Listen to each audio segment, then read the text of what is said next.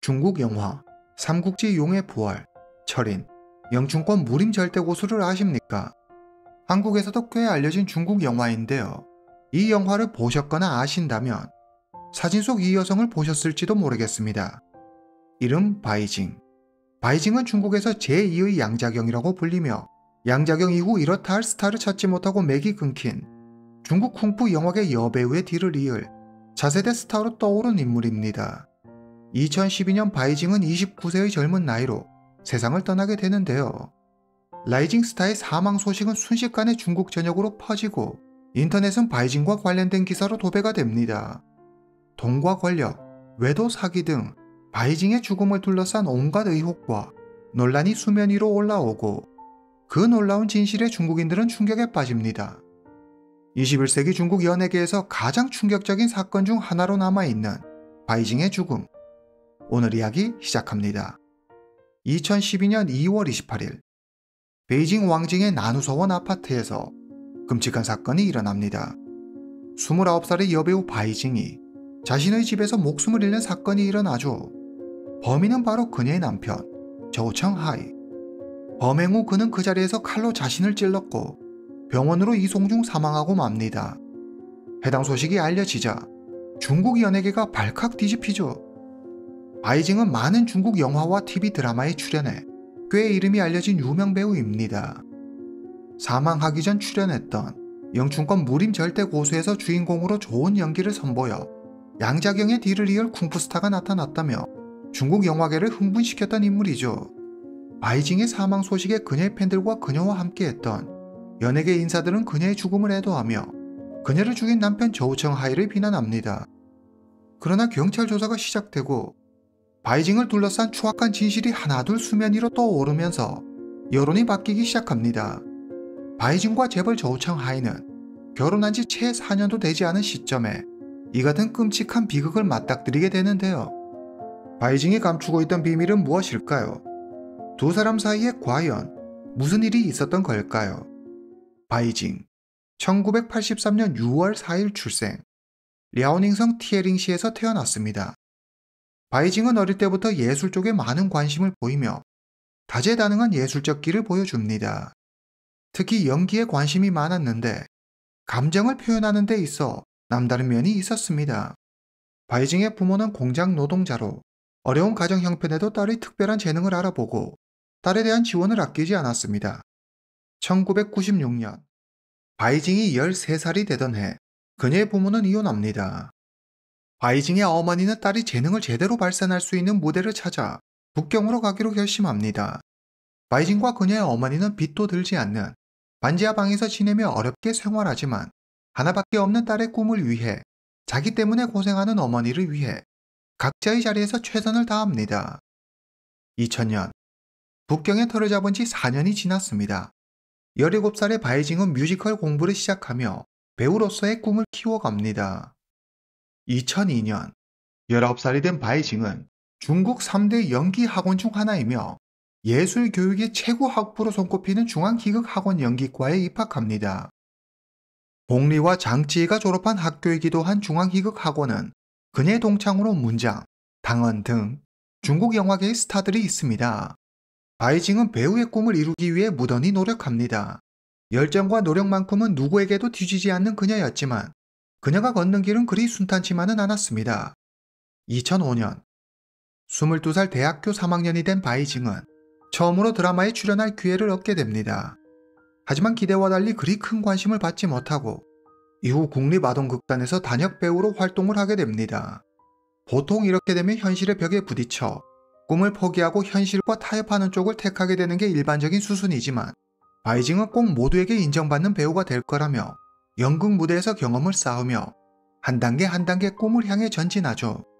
마침내 때를 기다리던 바이징에게 꽃길을 깔아줄 이가 나타납니다. 바이징은 평소 알고 지내던 PD의 소개로 재벌 저우청하이를 알게 되죠.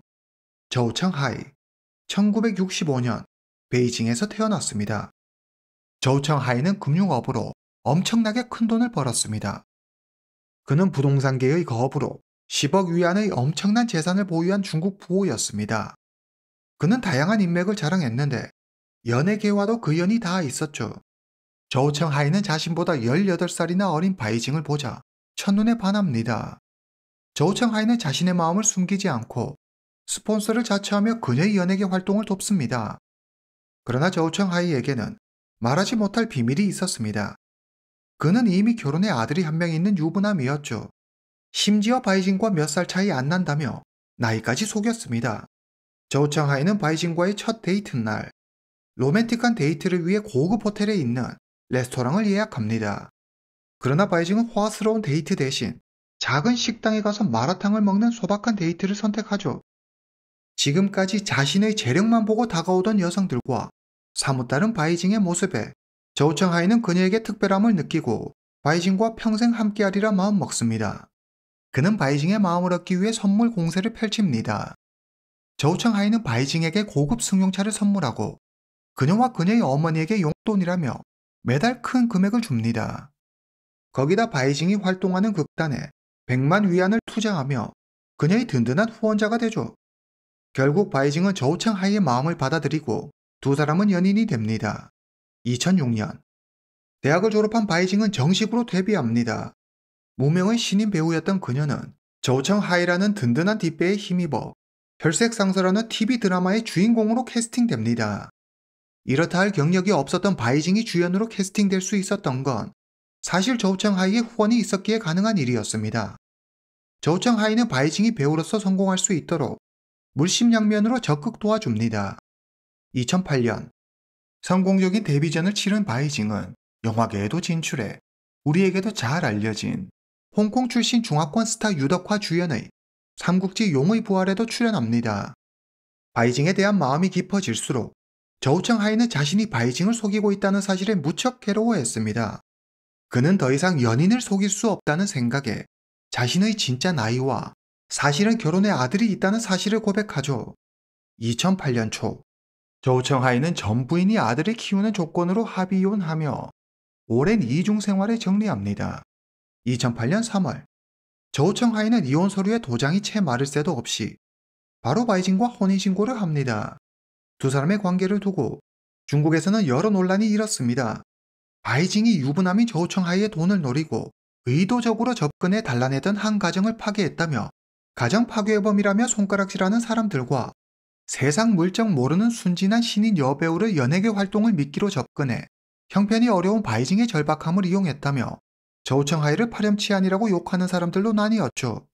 2009년 이러한 논란에도 불구하고 바이징은 철인이라는 영화에 출연해 인상적인 연기로 일약 스타덤에 오릅니다. 바이징은 배우로 그 입지를 탄탄히 다지면서 큰 돈을 벌게 되죠. 솔직히 말해 이 모든 건 바이징에게 조우청 하이라는 든든한 스폰서가 있었기 때문에 가능한 일이었습니다. 순전히 조우청 하이 덕분이었죠. 일이 잘 풀리는 만큼 두 사람의 사랑도 깊어져만 갔습니다. 2010년 10월 두 사람은 가족과 친구들의 축복 속에 성대한 결혼식을 올립니다. 재벌과 아름다운 여배우의 만남은 많은 화제를 불러일으켰고 이들의 결혼은 세기의 결혼으로 불리었습니다. 조우청 하이는 결혼 선물로 바이징의 어머니 이름으로 방 3개가 있는 고급 아파트를 사주었고 세 사람은 그 집에서 함께 지내게 됩니다. 결혼 후에도 바이징은 은퇴하지 않고 계속해서 연예계 활동을 이어갑니다. 간혹 남자 배우와의 애정씬이나 노출씬 등에 남편 조우청 하이가 나서서 제지하는 바람에 바이징의 입장이 곤란해지기는 했지만 그래도 남편 조우청 하이는 여전히 바이징의 든든한 후원자였습니다. 2010년 바이징은 화제의 영화 영춘권 무림절대고수의 주인공으로 캐스팅됩니다. 그녀는 탄탄한 액션 연기를 선보이며 관객들의 시선을 사로잡죠. 사람들은 그녀를 제2의 양자경이라고 부르며 한동안 대가 끊겨 있었던 여성 쿵푸 배우의 계보를 이을 신성이 등장했다며 열광했습니다. 2011년 8월 11일 바이징은 제13회 중국 영화 공연 예술 아카데미에서 수여하는 금봉황상을 수상합니다. 시상식에서 바이징과 조우청 하이 두 사람의 모습은 여느 커플 못지않게 알콩달콩 다정해 보였습니다. 하지만 이듬해 참사가 일어나고 두 사람은 한날 한시에 세상을 떠나게 되죠. 행복한 줄로만 알았던 두 사람의 결혼 생활은 이미 파탄이 나 있었습니다. 바로 사진 속 이 남성 때문이죠. 차오위. 1982년 산시성에서 태어났습니다. 바이징보다 한 살 많은 그는 헬스 트레이너로, 두 사람이 결혼하기 전부터 저우청 하이의 개인 트레이너로 일했습니다. 차오이는 자기 아버지가 정부 고위 관료라며 저우청 하이에게 접근하는데, 이는 저우청 하이의 낯선 이에 대한 거부감을 없애려는 차오이의 계략이었죠. 두 사람은 운동하면서 자주 만나게 되고 자연스레 사적인 이야기를 주고받게 되면서 서로 친해집니다. 결혼 후 저우청 하이는 아내 바이징을 차오이에게 소개시켜주며 세 사람은 함께 운동합니다. 이후 세 사람은 자주 어울리며 가까워지죠. 2011년 3월, 약 한 달 전쯤부터 저우청 하이와 바이징에게 문제가 생깁니다.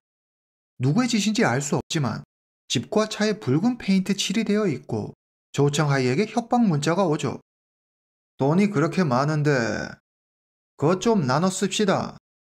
저우청 하이와 바이징은 알 수 없는 공포에 빠집니다. 외출할 때마다 누군가 자신들을 미행하는 것만 같았고 해코지를 당할 것만 같았습니다. 경찰에 신고해도 별다른 뾰족한 수가 있는 것도 아니었습니다. 하루는 운동 중에 저우청 하이가 차오이에게 이 사실을 이야기하며 무슨 방법이 없겠냐고 묻습니다. 얼마 후 차오이가 저우청 하이에게 말합니다. 아, 형님, 어떻게 하죠? 좀 귀찮은 일에 휘말리신 것 같은데 질이 좀 안 좋은 조직에서 형님을 찍었다 하더라고요. 가만두지 않겠다며 벼르고 있다던데.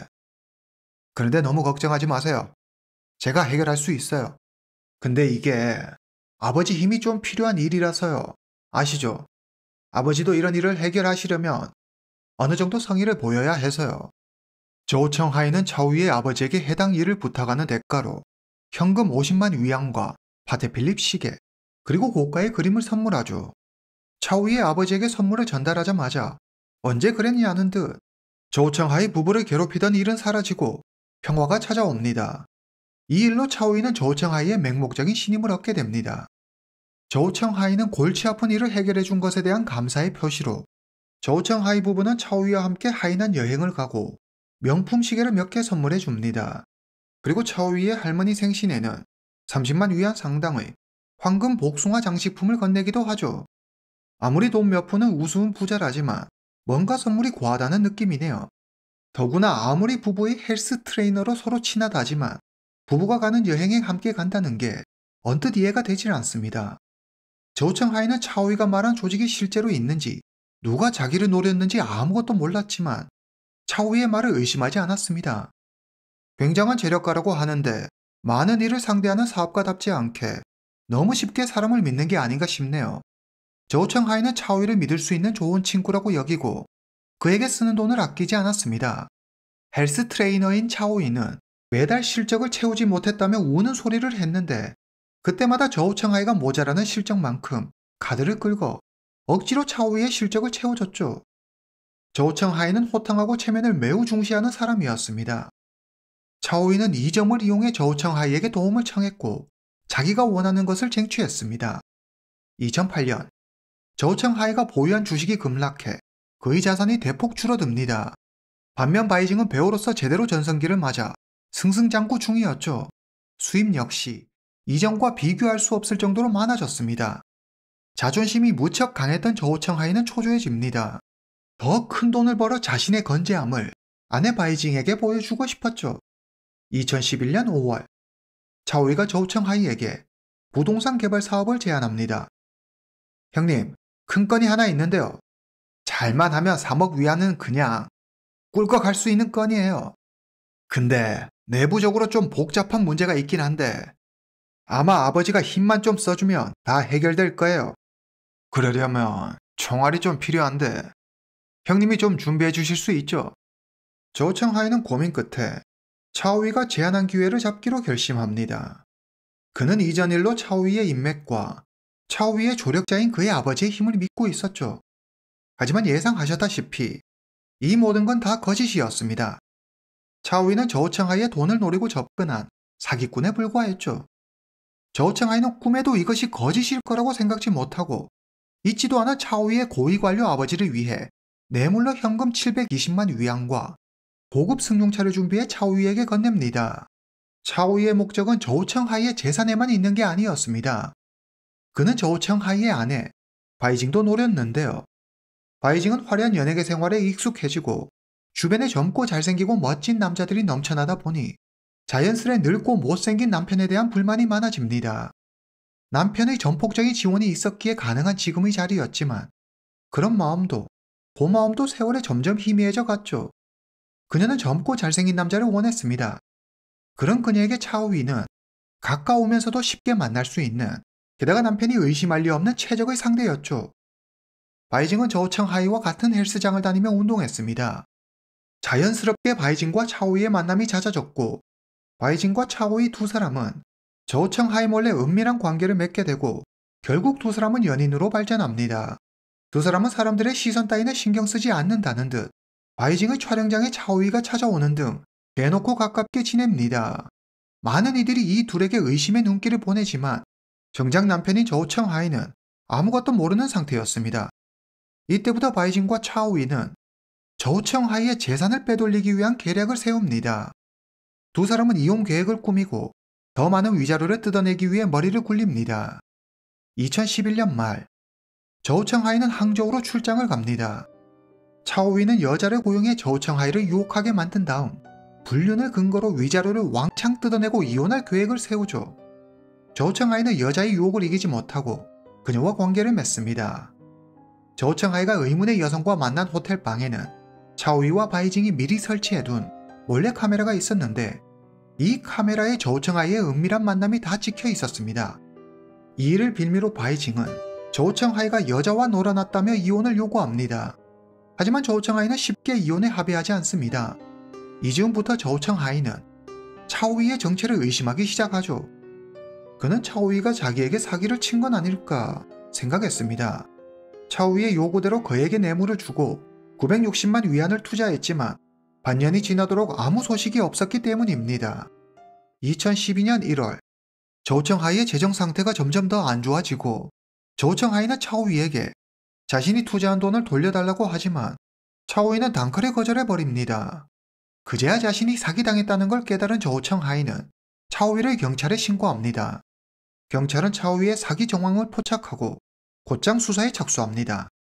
그리고 얼마 지나지 않아 경찰이 차오위를 검거하는 과정에서 바이징과 함께 있는 게 들통나고 저우청하이는 이렇게 두 사람의 불륜 사실을 알게 됩니다.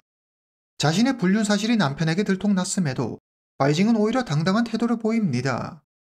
당시 저우청하이의 어머니가 건강이 좋지 않아 병원에 입원해 있었는데 바이징은 시어머니가 입원해 있는 병원을 찾아가 폭탄 선언을 하죠. 그렇게 나를 반대하더니 당신 뜻대로 당신 아들과 이혼해 줄게요. 저우청하이의 어머니는 저우청하이와 바이징의 결혼을 무척 반대했습니다. 하지만 자식 이기는 부모 없다고 결국 마지막엔 아들의 뜻대로 마지못해 승낙했죠. 1월 31일 바이징의 폭탄 선언에 충격을 받은 저우청하이의 어머니는 세상을 떠나고 맙니다. 2주 후 2012년 2월 13일 바이징은 법원에 이혼 서류를 제출합니다. 자신은 남편한테 아내와 아들이 있다는 사실을 모른 채 만났고 자주 자신에게 손찌검을 했다는 내용이었습니다. 그리고 결정적으로 외도를 했기에 더 이상 이 혼인을 지속할 수 없다고 주장하며 호텔에서 여성과의 만남을 몰래 찍은 영상을 증거로 제출하죠. 만약 이대로 불륜이 인정된다면 저우청하이는 바이징의 계획대로 엄청난 금액의 위자료를 줘야 합니다. 저우청하이는 바이징의 목적도 역시 자신의 돈이었다는 걸 깨닫게 됩니다. 2012년 2월 27일 오전 저우청하이는 법원으로부터 이혼 소장을 받습니다. 그리고 얼마 후 경찰로부터 차오위가 증거 불충분으로 곧 풀려날 거라는 소식을 듣게 되죠. 계좌 이체 내역까지 다 있는데 증거 불충분이라니 저우청하이는 도저히 납득할 수 없었습니다.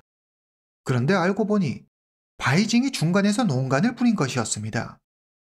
그녀는 경찰을 찾아가 남편이 차오위에게 돈을 빌려준 것이지 차오위가 남편을 속여 돈을 빼돌린 게 아니라고 진술합니다. 부부인 저우청하이와 바이징의 진술이 서로 다르다며 경찰은 다른 확실한 증거를 제출하지 않는다면 이대로 차오위를 풀어줄 수밖에 없다고 이야기하죠. 경찰의 전화를 끊은 저우청하이는 배신감으로 분노에 휩싸이고 이내 이성의 끈을 놓아버립니다.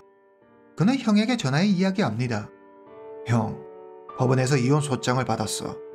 법적인 문제를 해결하려면 아내를 만나야 해. 형, 잘 지내.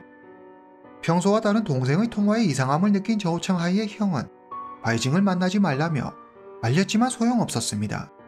저우청하이는 차를 몰고 바이징이 있는 집으로 갑니다. 바이징은 아무 의심 없이 문을 열어줍니다. 순간 저우청하이는 미리 준비한 칼을 꺼내 바이징을 3번 찌릅니다. 순간 바이징의 어머니는 겁에 질려 옆에서 딸이 죽어가는 걸 지켜보고만 있었습니다. 바이징이 죽은 걸 확인한 저우청하이는 자기 비서에게 전화를 겁니다. 내 아내는 너무 사악했어. 이젠 모든 게 끝이야. 이 말의 끝으로 저우청하이는 스스로 목숨을 끊습니다. 중국 유명 여배우와 재벌의 결혼, 이들의 비극적 결말은 중국 사회를 떠들썩하게 했고 현지 언론은 앞다퉈 유명 여배우 바이징의 죽음을 보도했습니다. 바이징의 팬들은 아내를 죽인 저우청하이를 맹비난했고 저우청하이에 대한 비난이 거세지자 저우청하이의 친구가 자신의 SNS 계정에 사건의 진상이라며 글을 하나 올립니다. 저우청하이가 아내 바이징을 죽인 건 분명 잘못된 행동이지만 그 이면에 숨겨진 추악한 진실을 보면 막장 드라마보다 더 막장이다. 그는 바이징과 차오이가 부적절한 관계였음을 폭로하죠. 이후 대중의 관심은 바이징과 차오이 두 사람에게 쏠립니다. 경찰 조사 결과 바이징과 차오이가 결탁해 저우청하이의 수천억 자산을 빼돌리려 한 정황이 드러납니다. 저우청하이에게 협박 문자를 보내고 집과 자동차에 붉은 페인트 칠을 한 건 역시 두 사람의 짓이었죠. 바이징은 스스로 자기 집 현관에 페인트 칠을 하기도 했습니다.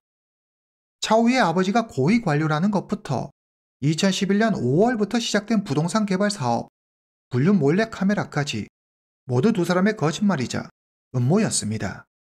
이 모든 건 저우청하이의 재산을 차지하기 위함이었죠. 이런 사실이 알려지자 여론은 180도로 바뀌기 시작합니다.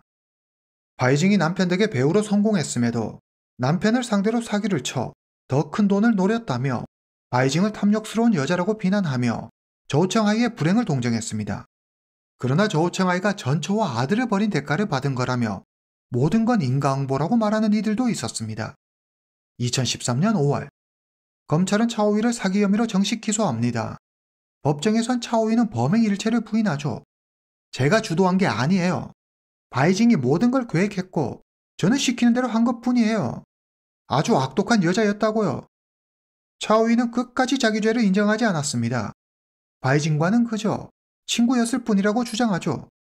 하지만 통화 기록, 은행 거래 등 객관적인 자료에서 그의 범행이 드러나고 법원은 차오이에게 징역 11년형을 선고합니다.